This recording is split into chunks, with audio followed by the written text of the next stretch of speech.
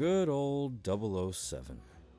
Lots of people know of the many components of the James Bond franchise, from the action set pieces to the locations, Bond women, Bond villains, and Bond himself.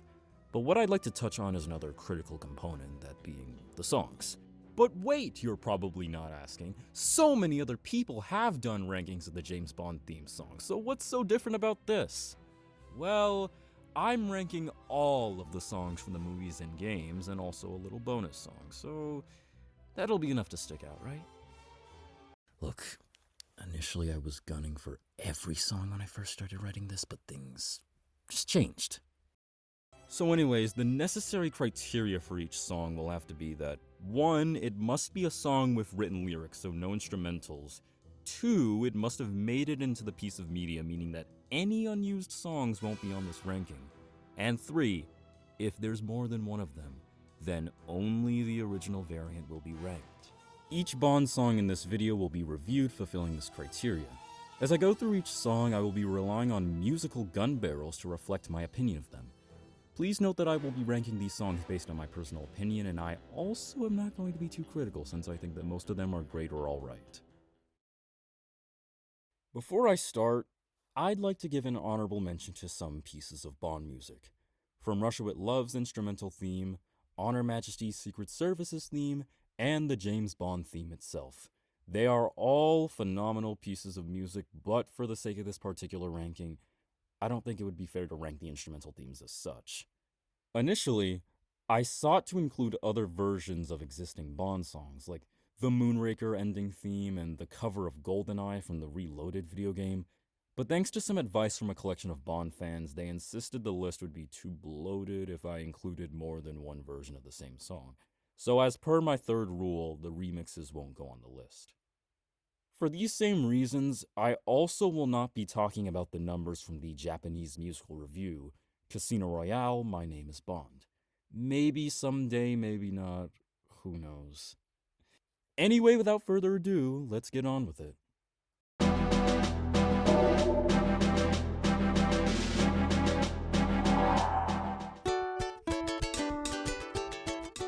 Starting with the first song from the one that started it all, we have Kingston Calypso from Dr. No. It's a pretty catchy number that introduces us to the 3 blind mice, who are the first ever henchmen in a Bond film. And let's note that these are probably the only Bond henchmen who get a legit theme song, even though it's pretty much a modified version of a pre-existing nursery rhyme. Overall, solid song to start us off. I give it 3.5 musical gun barrels out of 5. Next up is Jump Up, played during the scene in the club where Bond, Felix, and Coral interrogate a photographer who's in league with the villain. It's a fun little song. It works as well as Kingston Calypso for being light Jamaican party music. I find it difficult to say more about these shorter songs, but if there's something I could add, it's that the number of songs here help deliver a sense of life and identity to this film. It helps this film stand out more because Bond's musical identity had yet to fully form. I give Jump Up 3 out of 5 musical gun barrels. Under the Mango Tree, the arguable theme song of the film, is a relaxing number that diegetically occurs throughout the film. It works for some easy listening if you're on a vacation. Between the version by Byron Lee and the one performed by Diana Copeland, I prefer the latter for its more intimate sounding and relaxing tone. I give it extra points for also being used as the one time Bond ever sings in these movies. I still get a kick out of that.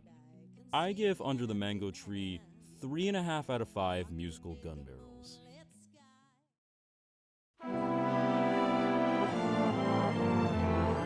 Matt Monro brings a charming crooner tune to From Russia with Love. I'm pretty amazed that singers like him can still sound good despite smoking 60 to 80 cigarettes daily.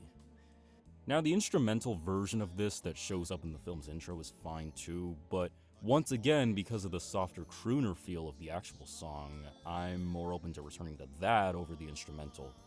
Also, I prefer the instrumentals from Dr. No and On Her Majesty's Secret Service, but that's beside the point.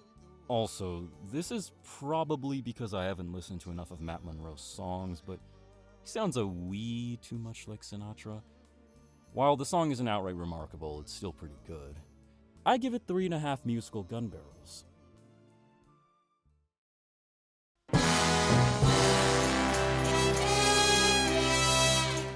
Guys, I never understood the last part of the song, but I think it's saying that Goldfinger is passionate about gold or something. But moving aside, what else can you say about Goldfinger? It's overall bombastic, brassy, but smooth music. Shirley Bassey's strong vocals and iconic lyrics made this a quintessential Bond song. It's bawdy with some sinister undertones thanks to the lyrics that sell a foreboding warning of the film's villain. Also, on a technicality, I've noticed that this and a few other Bond songs count as villain songs. It's also a little repetitive, as you could guess from my joke prior, quote unquote, but that's a minor issue. A template setter like this gets 4 out of 5 musical gun barrels.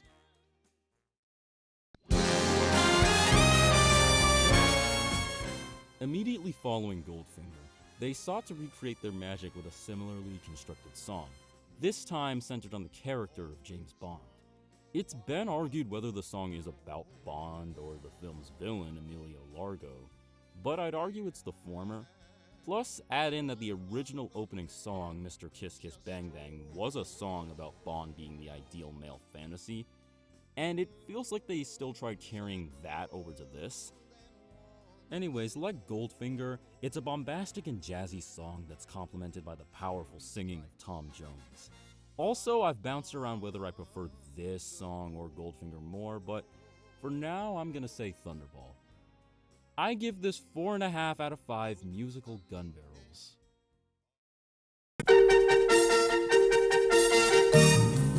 Next, we have the opening theme for the 1967 Casino Royale parody adaptation. Most of it is instrumental outside of some lyrics, all of it providing this silly, adventurous feel that matches the wild, jumbled mess of a film it's part of. The lyrics themselves are okay too. I appreciate Mike Redway's over-the-top performance that I sometimes playfully mime out. I give it 3 out of 5 musical gun barrels. Next we have The Look of Love, a song that's pretty much found life on its own beyond the film it came from. I've found myself listening to a few covers of it in the wild more than any other Bond song. Plus, it managed to secure an Oscar nomination before any Eon Bond film song ever could. But on to the song, I love Dusty Springfield's vocals and how the bossa nova rhythm accompanies them. It really doesn't even complement the film. It feels way too intimate and genuine for what it was made for. But even so, on its own, I still love it. I give it 3.5 musical gun barrels.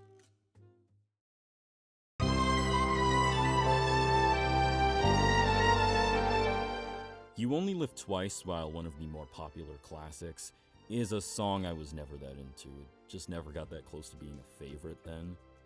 To its credit, it has been growing on me lately. It's an all-around lush and elegant song with a bit of a dramatic feel to it. I gotta give props to Nancy Sinatra and even bigger props to the mixing engineers for managing to make multiple takes of this song sound like one. Every time I listen to this with that in mind, I'm only more grateful. Now that I think about it, maybe that's part of why I don't care for any other version of this song beyond the one in the film, namely because none of the instrumentals there work as well as the original. I'm gonna give You Only Live Twice 3.5 out of 5 musical gun barrels.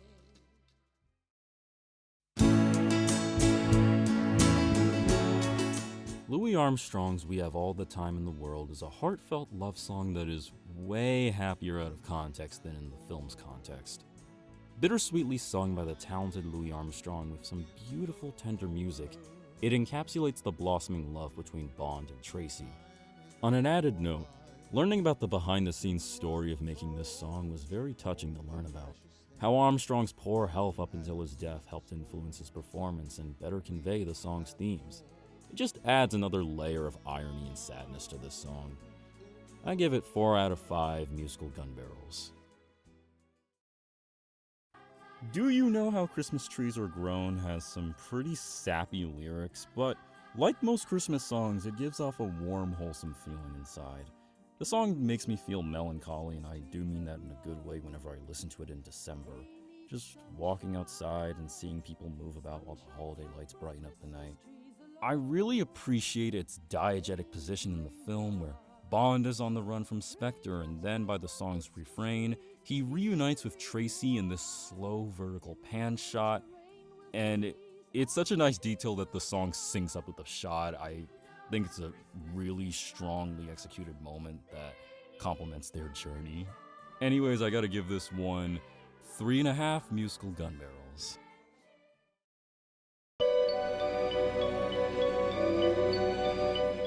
A glamorous song that outright outshines the very film it was made for, in my opinion, Diamonds Are Forever is phenomenal. It's a quiet and elegant song that starts to get a groove as it goes. Shirley Bassey's vocals go from sly and seductive to bombastic. It's suggestive but iconic lyrics, all of which make this a top-tier Bond song. Fun fact, Eon producer Harry Saltzman, who is on record for having hated the Goldfinger song, was not too happy with Diamonds and got into a fight with John Barry over its usage for the film. I don't know what it is about the Bassey songs that rubbed him the wrong way. For all I know, maybe he just didn't like how suggestive they got. Regardless, I give Diamonds Are Forever 5 out of 5 musical gun barrels.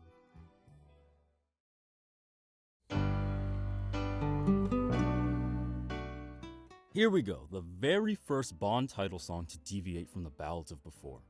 Live and Let Die is an outstanding song. I remember when I was a kid and my exposure to the first part of the song came through Shrek the Third. I think I initially assumed it was a ballad of some kind because for some dumb reason, they chose to appropriate the song as sad funeral music for the dead John Cleese frog. But anyway, now that I've gotten older and listened to the whole thing, this is a certified banger. This song is brilliant, from its smooth and slow opening to its intense and thrilling guitar riffs. It's absolutely one of the finest Bond themes ever created. I will admit that when I first heard it, I felt a bit cheated that there weren't more lyrics and that a large part of the song was instrumental, but I won't let that distract me from this being a genuinely good song. I give it 4.5 out of 5 musical gun barrels.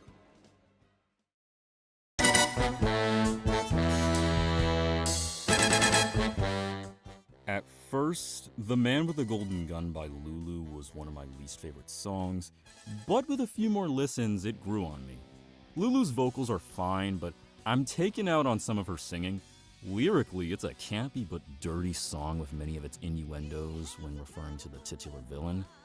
I find it catchy enough to work for this song, however. My favorite part is the slower section of the number where it's on the harp, and then when Lulu crashes back into the normal tempo. I find the whole section and transition of that to be very smooth. The quick horns throughout the song are kind of annoying and don't gel with the entire song for me. Still though, it's a good one. I give it 3.5 musical gun barrels.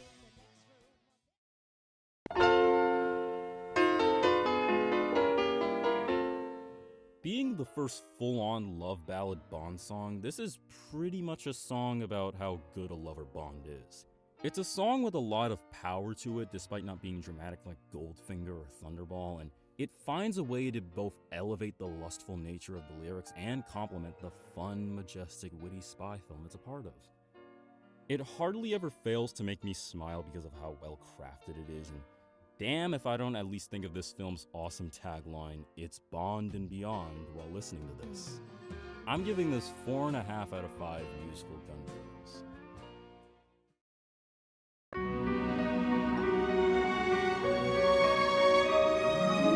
Moonraker, Shirley Bassey's third and final Bond song for the films, is still solid but isn't as good as either of its predecessors. This song has a dreamy, warm type of vibe to it, brought by Shirley Bassey's mix of mostly gentle singing throughout. Combined with the lyrics about wanting to find that mysterious lover from her dreams, the vibe also has a good sense of mystery. This one doesn't play to the strengths that worked for her in Goldfinger and Diamonds Are Forever, but she still nails it. No amount of science fact is going to make this song better, but it's still pretty fine. I give this 3 out of 5 musical gun barrels.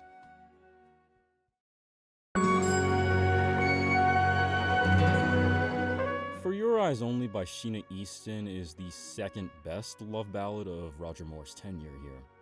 Instrumentally, there's beauty to the early 80s pop, while Easton herself gives a strong yet gentle vocal performance.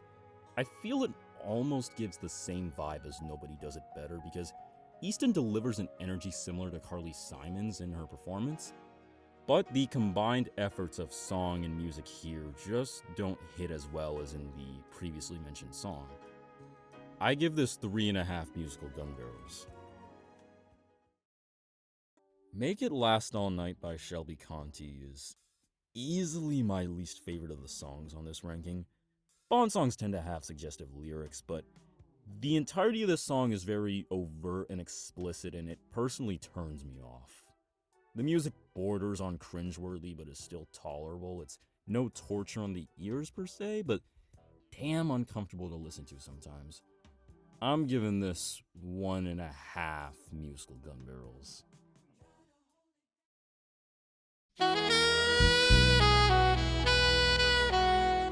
All Time High by Rita Coolidge is okay, but by far the weakest out of all the love ballad Bond songs at the time. I'll still sing it because I've listened to the darn thing as much as the rest of the title songs, but it really doesn't do much for me. Vocally, Rita Coolidge doesn't stand out or own this song as well as other artists own theirs, but still does an okay job. This has to be from the titular Bond girl's perspective, cited by the line, "We're two of a kind," which is something she says to Bond in the film. Speaking of which, that and "We'll Take on the World and Win" are good lyrics I like. I give it 2.5 out of 5 musical gun barrels.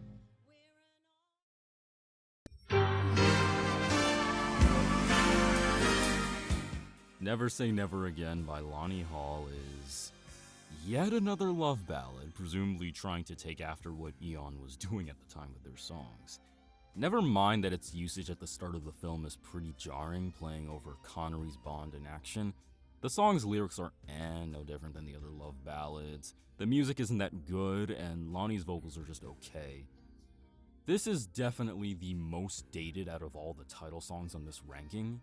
If this wasn't made for the film, I guess it wouldn't be that bad, but as a Bond song, it's kinda mediocre.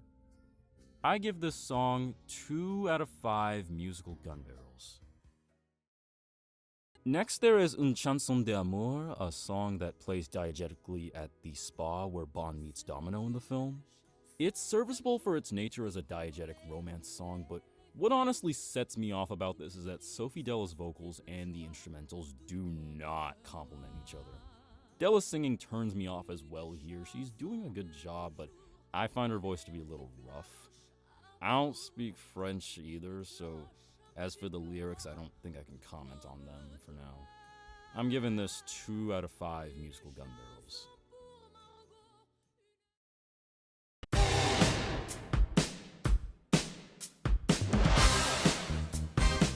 A View to a Kill by Duran Duran was a great change of pace after the trend of love ballad theme songs. Lyrically, there's not anything to link it directly with the film itself. If anything, it's pretty lyrically abstract. It'd make for an interesting poem if you put the lyrics in that context.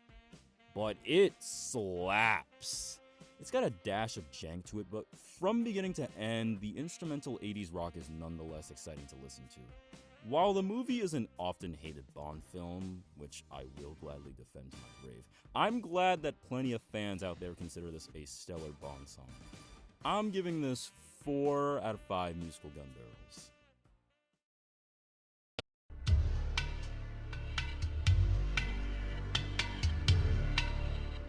Another good Bond song, this time from a-ha, The Living Daylights is a fun synth-pop song that kind of feels like a more refined and toned-down A View to a Kill.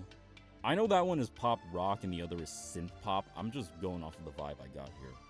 It feels more tame instrumentally and vocally, while at the same time having more variety, especially instrumentally. And I think that's the best highlight out of this song, and it's funny how something like that came out of a rather ugly conflict between a-ha and John Barry. I give this song 3 out of 5 musical gun barrels. Occurring both diegetically and non-diegetically in the film, Where Is Everybody Gone makes for a pretty energetic and wild song to listen to. It starts out really solid, but it could do a better job of maintaining its energy, which it does a decent job of at best. Extra merit for John Barry making the most out of this song is the theme for the film's henchman and arguably best villain in the film, Necros. I give this 3.5 musical gun barrels. If There Was a Man by the Pretenders is a pretty sweet love song and one of the finer end credit songs in these films. I don't know if it is dream pop, but it sounds a lot like it to me. Chrissie Hynde's singing is terrific. She's able to convey the melancholy and passionate vibe of the song's lyrics. And the lyrics themselves are pretty melancholy and paint a sense of loneliness. I doubt that they could be about Bond because this song could very likely be from a woman's perspective, but the lyrics, happy endings never find me, I put all my fantasies and hopes of love behind me, kind of get the idea of Bond's own loneliness, and I appreciate that. I give this 3.5 out of 5 musical gun barrels.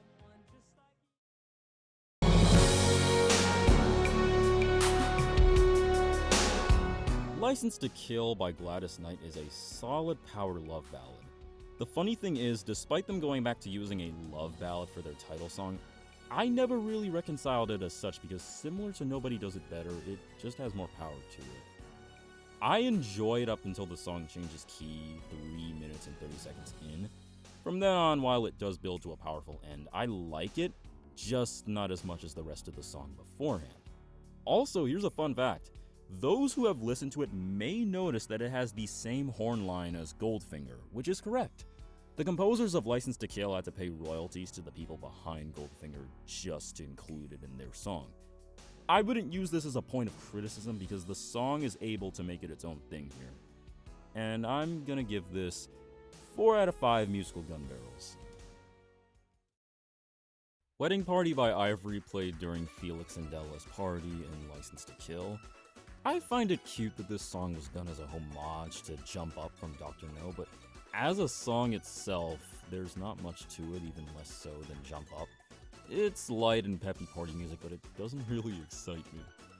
I give it 2 musical gun barrels. Dirty Love is used diegetically as bar music for when Bond and Pam Bouvier meet up for the first time. It's some pretty good late 80s rock whether you're into it or not. And let me tell you, I have an obsessive habit of comparing 2 different songs because I think one sounds too much like the other.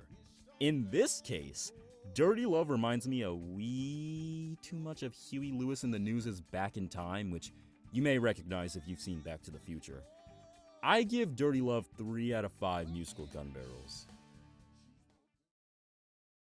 On the surface, I initially assumed that If You Ask Me To by Patti LaBelle was just a love song, but I've noticed how lyrically similar it is to If There Was a Man from The Living Daylights, where, unintentionally, these songs were touching on the mentality of James Bond up to this point in the series. Like with If There Was a Man, this song is from the perspective of a woman and is generally not that different lyrically from the former. I'll give it 3 out of 5 musical gun barrels.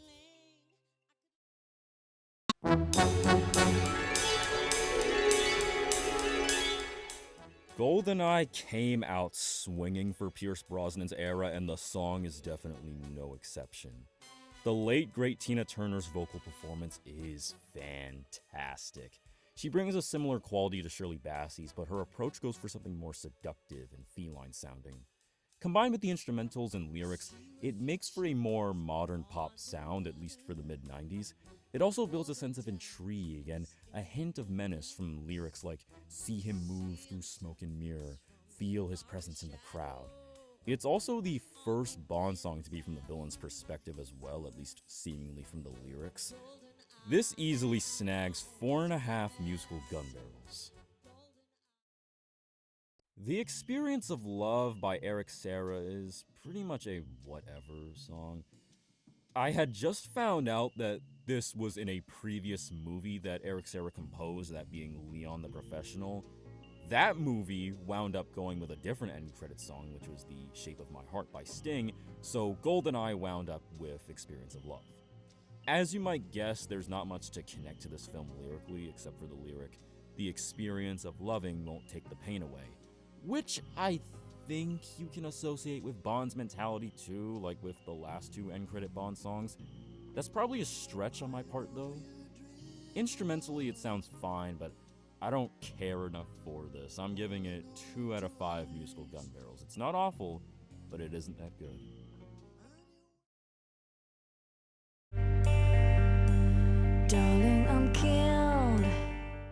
Sheryl Crow's Tomorrow Never Dies is pretty darn good. Her vocals can get a bit too whiny on the bridge, but that's not enough to bring this down. I think the energy she brings to this works for her. Sheryl admitted that she wrote these lyrics before seeing what the film was about, and while that's largely evident, she manages to deliver very Bondian lyrics.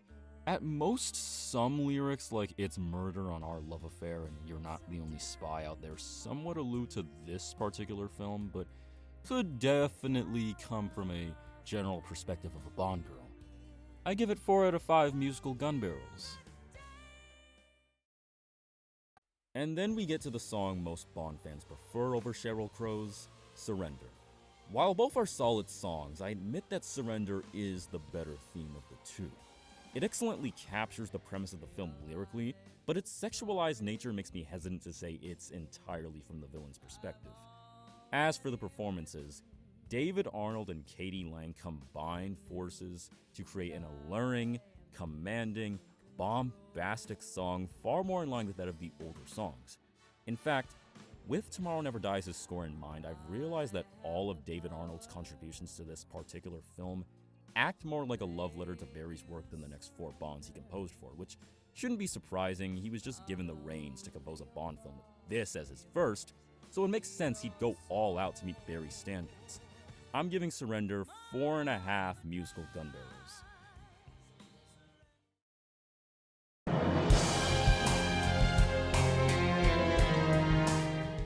How is this so damn good? Written from the perspective of the film's villain, The World Is Not Enough is a song that excellently captures the conniving and seductive nature of said villain, attributing the film's themes as well. The sound and feel of the song are smooth and slick like oil, and it has the most sinister tone out of all Bond songs that are about the villain or are from the villain's perspective. Also, out of every Bond song that utilizes that surf guitar, which makes up the identity of Bond music, this song utilizes it the best in my opinion. I'm giving this 4.5 musical gun barrels. Yeah, this song was made for The World Is Not Enough and played during the end credits in Japanese prints of the film, so technically, it is in the film. In a different country outside of the UK and US, but still! The lyrics for Sweetest Coma Again, which were written before Luna C even watched the film, I assumed sounded Bondian in some abstract sense. However, it's from the perspective of a man who gives into the irresistible temptations of a woman, and if you've seen the film, you may get which 2 characters this song could be about. This is an amazing sounding song, though. I mean, it generally can be viewed as purely basic Japanese rock, but I think it's terrific Japanese rock. I'm giving it 3.5 musical gun barrels.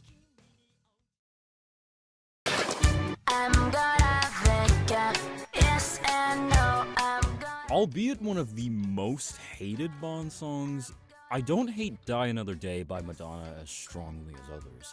The techno beat is catchy, I like the use of strings in it, and I also like the all-around vibe of the song. But a couple things are holding this back. I don't like how janky it gets at times, the Sigmund Freud part is dumb, and the autotune borders on tolerable, but it has its awkward bits here and there. I feel like there's a solid song to dance to in here, you just have to be fine with all the jankiness that permeates it if you want to get into it. So I give this song 2.5 musical gun barrels.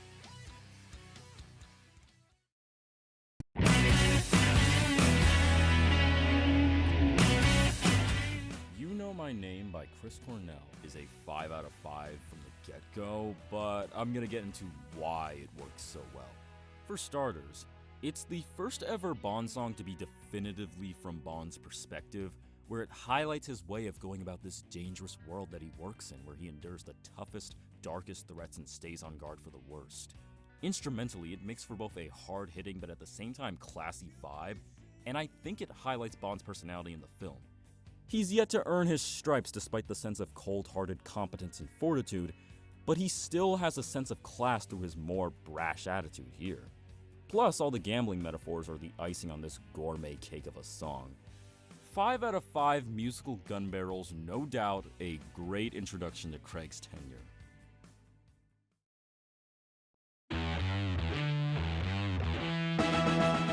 Another Way to Die is the weakest song from Craig's era and a pretty hated Bond song, but I'm not gonna act like it is a bad song. I think it's alright. Jack White and Alicia Keys never really should have been a pairing, but they make it work. That being said, they're better singing on their own than together. The song is very gritty and hard-hitting and accompanies the film in that regard. Lyrically, it's about how everyone and everything is pretty much going to leave you dead, and I suppose the intensity of that is rooted in Bond's own distrust following the events of Casino Royale, and how trust is a large theme in the film itself. I find a bit of a janky quality to it, but there's still a good song to be heard. It really makes you wonder why Eon hasn't dabbled in making more duet Bond songs. They could definitely do better than this. I give this 3 out of 5 musical gun barrels.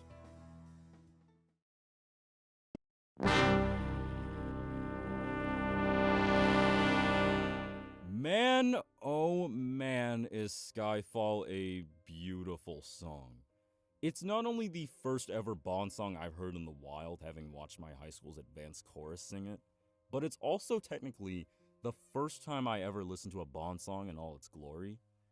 This song starts out somber and luscious and builds to have this dramatic quality, not in some completely grandiose way, but in a way that's befitting of Bond. Adele's vocals are stunning, and combined with this music, it gives a hauntingly beautiful feel that never fails to give chills. It is such a good song that it perfectly recaptures the essence of Bond music while also being regarded as one of Adele's finest songs. Heck, it even gives me a sense of pride to share being a James Bond fan with everyone else. The point is, I just love this song. It earned its Academy Award win. 5 musical gun barrels, absolutely phenomenal, absolutely Bond.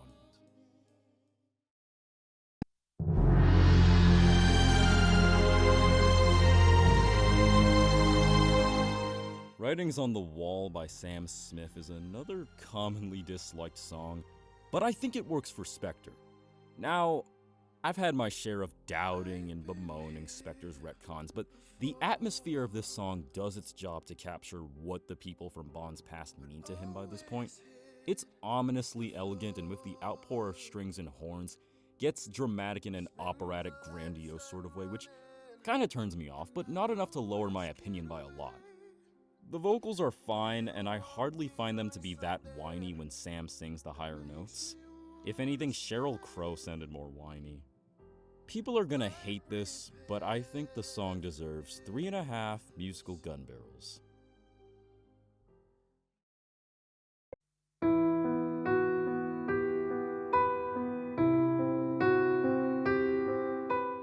Billie Eilish's title song is a somber and dramatic ballad depicting Bond's trauma-induced distrust of Madeline after the pre-title sequence that proceeded with this song.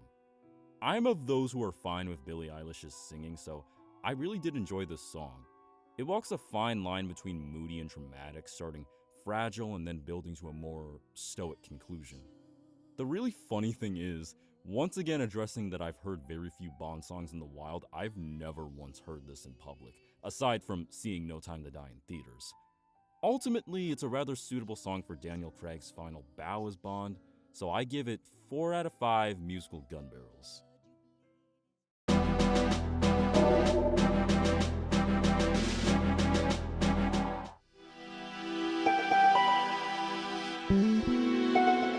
On to the first Bond song for a video game. This song carries a special kind of laid-back energy to it. I assume the genre was R&B at first until this song introduced me to the music genre known as trip-hop. As someone who's played the game a few times, I have a bit of an issue with Nightfire's soundtrack for sounding too reserved and limited at times, at least in my opinion. But they went really hard with the song here, I won't lie. I'm giving this 3.5 musical gun barrels.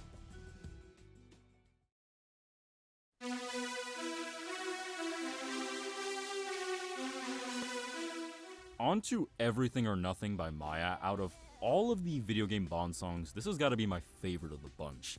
Maya has said that the lyrics for this song are open to interpretation, but if you ask me, it's got more of a femme fatale energy to it because of the lyrics, just not really in the same vein as something like The World Is Not Enough though.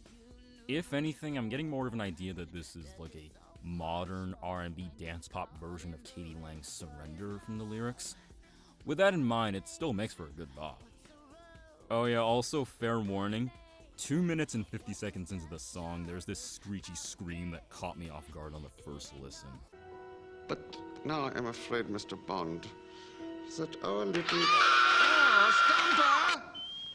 Stop yelling in my ear, yeah? Anyway, I give this 3.5 musical gun barrels.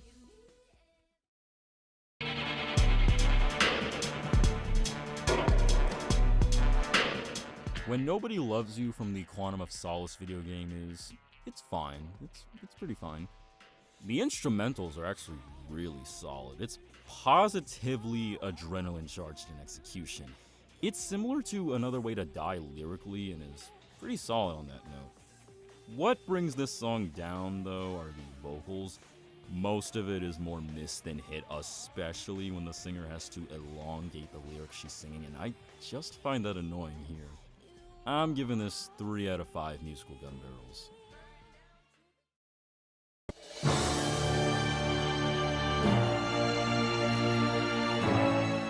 I'll Take It All is going for that powerful Shirley Bassey-esque vibe, but despite ticking the boxes on what works for a traditional Bond song, it doesn't work for me here.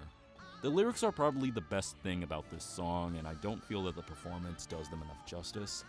Basically, it's not that anything is wrong with this, the execution just isn't helping the song stick out for me. I'll give it 2.5 musical gun barrels.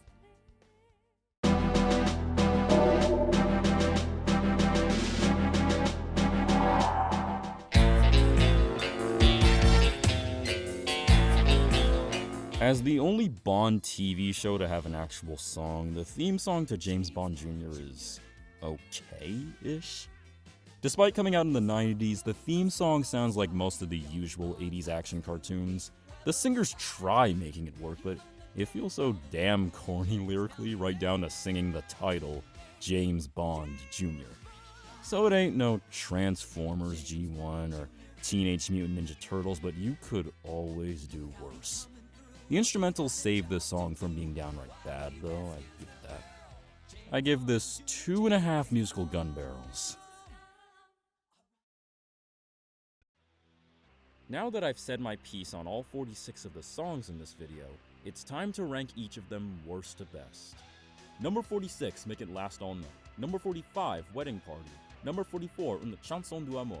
Number 43, Never Say Never Again. Number 42, The Experience of Love. Number 41, the theme to James Bond Jr. Number 40, I'll Take It All. Number 39, All Time High. Number 38, Die Another Day. Number 37, If You Ask Me To. Number 36, When Nobody Loves You. Number 35, the theme to Casino Royale 67. Number 34, Another Way to Die. Number 33, Dirty Love. Number 32, Jump Up. Number 31, Moonraker. Number 30, The Living Daylights. Number 29, Nearly Civilized. Number 28, Everything or Nothing. Number 27, The Man with the Golden Gun. Number 26, Under the Mango Tree. Number 25, Do You Know How Christmas Trees Are Grown?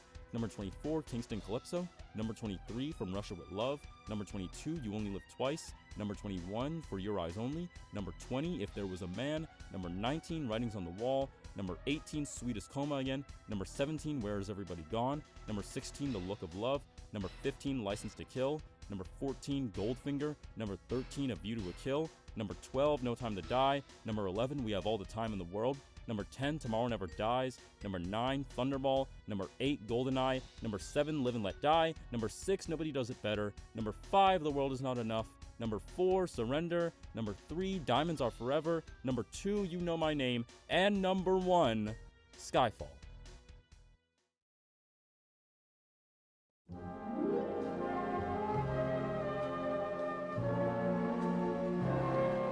And there we have it, all of them ranked.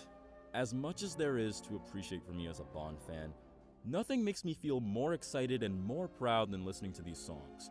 Most Bond songs don't even come close to being really bad in my opinion, and the strong variety we have in them is pretty impressive, even if some blur together. We've had a good track record so far with the songs, so I'm pretty optimistic about whoever Eon gets to sing for the next film. Assuming one happens. It's been such a treat to go through the many songs that James Bond has to offer, and I am so glad you've all gone on this ranking journey with me. Feel free to leave your opinions about Bond songs out in the comments, share which songs are your favorites, and if you agreed or not with the ranking I put out. And until then, thank you for watching, and take good care of yourself.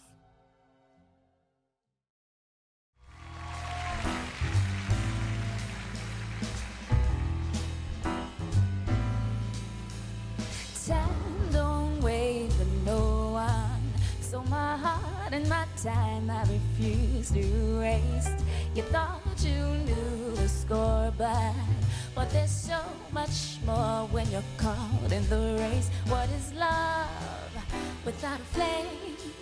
What's a rose without a name? What is pleasure without pain? It ain't nothing more than an empty space. Give me everything or nothing. Give me everything or nothing. Psst. You still here? Good. Good. Once again, I have to stress it, but thank you so much for watching this video. I'm not really going to try to promote anything else. I'm just grateful. I do have plans, though, for this channel. First off, this won't strictly be a James Bond account. I will talk about James Bond at times. In fact, my next video will be related to James Bond, too. But I don't like have a certain niche nailed down. I'm pretty much going to be talking about whatever I want for the foreseeable future, at least for now. As I'm recording this, it's late. I need to wash my clothes, dry my clothes. And I'm going to go to the movies tomorrow in beautiful New Jersey to catch a screening of Sonic 3. I'm going to make a video on that too, not specifically the movie in question, but just about movie theaters. That's another teaser. So, yeah, I'm glad I also got this in time for the Christmas season, even though this video has nothing to do with Christmas outside of the "Do you know how Christmas trees are grown" segment. Yeah, this video was not sponsored by anybody. I don't know if it's gonna be sponsored by anybody. I don't know how many of you are watching this, but I'm grateful for the few who are. I'm grateful for everyone, including you. I hope your day's going well, and if not, I hope I hope you'll continue to do well, or start doing well. I am a one-man band, family and me, like that Over the Hedge song that I don't know if you listen to. At least for now. Maybe I'll get people on board. Maybe I'll collab with someone. Who knows? Anything's possible. So, if it happens to be your birthday while watching this, happy birthday! And take care. Good morning, good afternoon, good evening, and good night.